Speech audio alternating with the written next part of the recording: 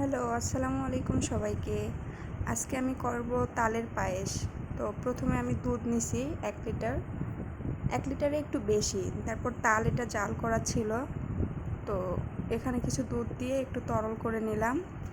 নিয়ে এই মিশ্রণটা আমি দুধের মধ্যে ঢেলে দিব। তো ঢেলে দেওয়ার পর ভালো করে মিশ্রণটা মিশিয়ে নিতে হবে, তারপর জাল করতে হবে। তো এটা হচ্ছে মিডিয়াম টু লো আছে আস্তে আস্তে জাল করতে হবে, যেহেতু এটা দুধের জিনিস নিচে লেগে যেতে পারে। তো এভাবে নেড়ে দিতে হবে। তারপর আমি চিনি অ্যাড করতেছি পরিমাণ মতো।